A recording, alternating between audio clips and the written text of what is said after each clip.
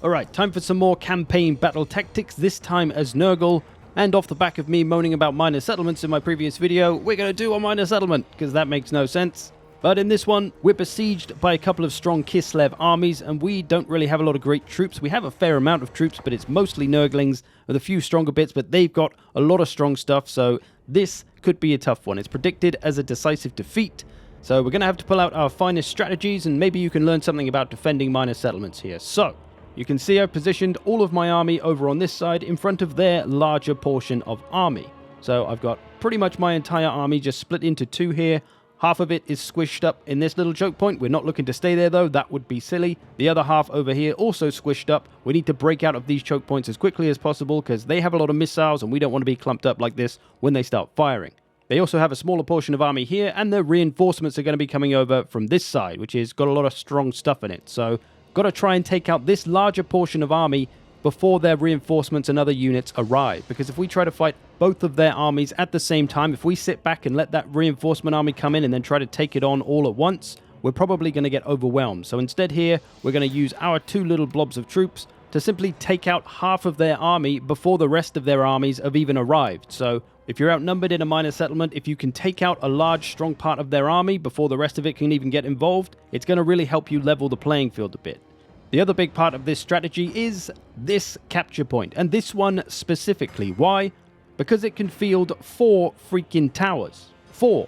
And we're going to get all those towers firing to support us and to help wear the enemy down. And this is the best point to do it at. You can see this point only has 2 towers. This central point only has 1 tower. So this one with 4 towers is a freaking godsend. So we're going to force the enemy to fight in front of this point. We're going to make sure we hold that point, and we can use all 4 of these towers that are scattered around once we've got enough supplies to make them, of course. I've got 2 already from the start of the battle.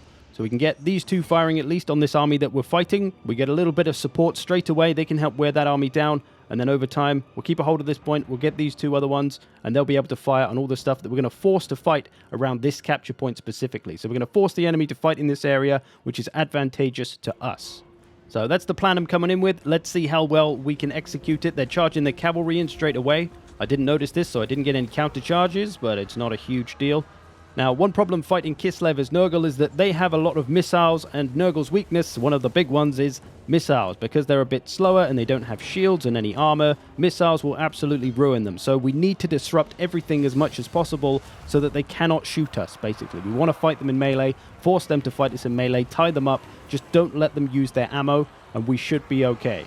Especially as we are right now, blobbed up. If they shoot us with all those archers, we're going to get absolutely ruined because we're so tightly packed. So I've sent some stuff off, some Nurglings, a couple of beasts, just to get in there and disrupt those missiles so they don't fire on us, especially on our blobbed up troops. And we're doing a pretty good job of that so far. We have the big numbers advantage, so it's not too difficult. The rest of their army's coming over and the reinforcements aren't far away.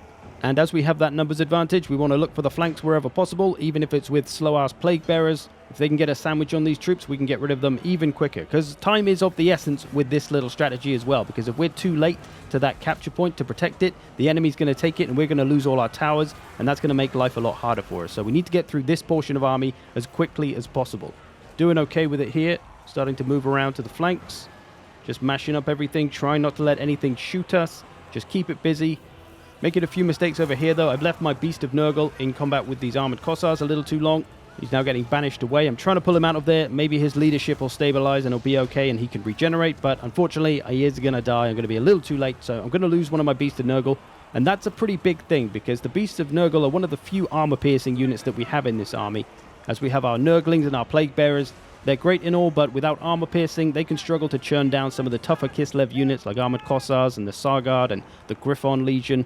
So those Beasts of Nurgle really provide a nice bit of armor piercing that you can group up as well. If you put 2 or 3 Beasts of Nurgle on some kind of tough hero or lord or single entity, they can be the ones to go to town on it because everything else lacks the armor piercing really.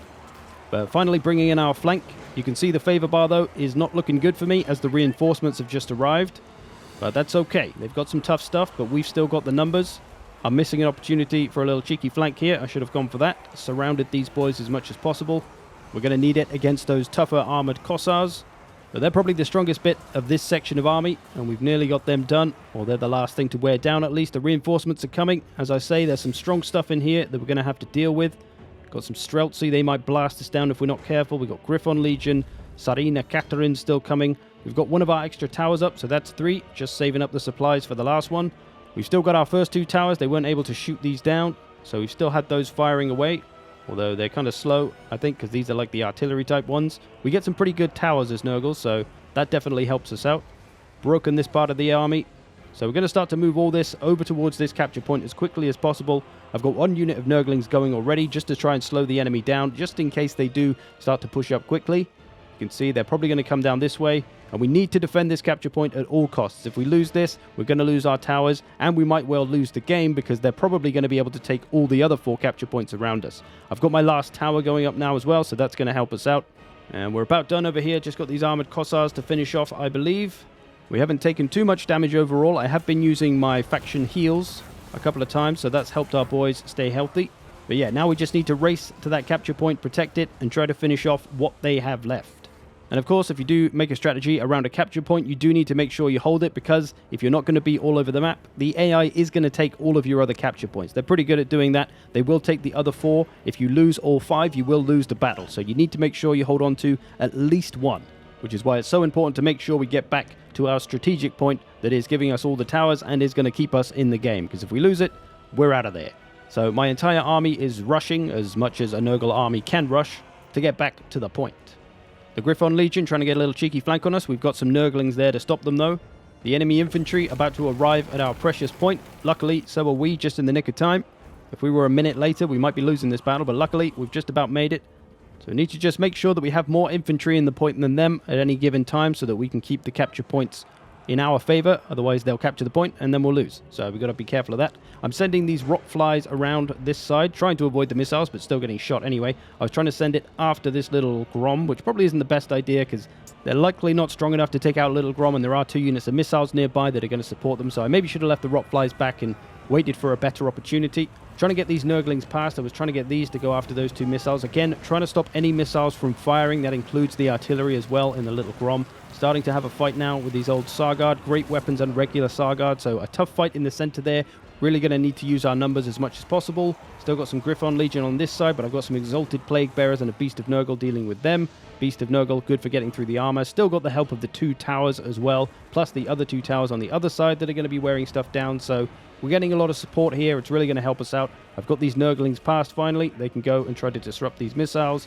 The rock flies are on the little Grom, but they're probably not going to last too long, as little Groms tend to be quite tough, especially if they get some help from missiles. They will survive just fine. So we're holding them off from flanking us too much here. We're keeping that cav back. There are some missiles coming up behind us, but nothing too crazy dangerous.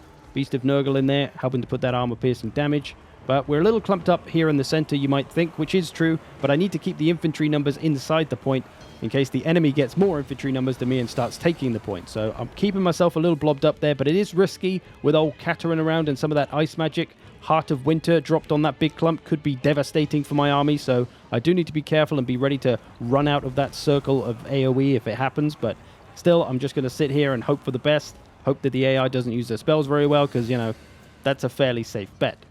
A couple more strong missiles coming this way, though. A bit of cav, little Grom still here. But we're disrupting some of the missiles, those Streltsy. Going to try and get on those Ice Guard as well. Maybe that little Grom instead. Either or, there's some Streltsy coming too. So we've got to try and stop all that. Going to send the Toads over to help out. Try and get a little more infantry on those. Going to send some Plague Bearers that way as well. We're routing these great weapons now, which is nice. Just a stronger Sargard left, but they're going to get worn down as well by simply too many Nurglings. Their cav pushing through a little bit here. There is some missiles on the hill shooting down on us as well. Need to go and intercept those. They get a bit of a charge on us, but nothing to worry about. That cav's pretty beaten up, and their models are all over the place, so not really a solid charge. Armored Kossars here. We're going to go and intercept those with our little Nurglings just to stop them firing and keep them out of the battle for now while we kill everything else. Still a fair amount of stuff over here. The favor bar still against us, but we're looking pretty good at this point. A couple of missile units here. We've got to try and disrupt, stop them from firing if we can. We've got to be careful not to lose our strong stuff, essentially. If we lose our Beasts of Nurgle and our Toads here and the better parts of our army, then we're going to be in trouble. But we've been able to maintain all of our strong stuff this far, so we should be fine. If I'd lost all of my Beasts of Nurgle, say, quite early, like I did the first one, if I lost the other 2 as well, this would probably be a real struggle with all of the armor that's around in those Griffon Legion and in those Sargard and stuff. So definitely very important as Nurgle to make sure your stronger armor-piercing units stay alive, because otherwise you're really going to lack that armor-piercing. We do have our towers, though, in this case to support, and they're probably doing a lot of damage, even though they barely seem to be firing. Are you firing? Knock, knock, anybody? Is anybody even in there? It's not firing. Have I got a dud? Are they on lunch break? What's happening? Fire! Shoot something. Go now. There we go. Okay, they are working. Great shot as well. Absolutely nailed nobody. Good stuff. Glad these towers are proving integral to my game plan here. But I think we've mostly got this in the bag. The favor bar saying otherwise, but I think they've just got a few strong units left. Katarin's still around. The other Lord, I think, is still around. There's a full health Snow Leopard still there, so they probably got some CP in all these units, but it's not going to be enough to take on all that we have left. I'm going to try and get after Katarin now, though, as she's finally presented herself and she's in range for us to go and smash her face in. I've got 2 Herald Lords. I'm going to send both of them after her to team up on her, and then when she's gone, hopefully that should be the end of it. A little bit of ice magic coming off here.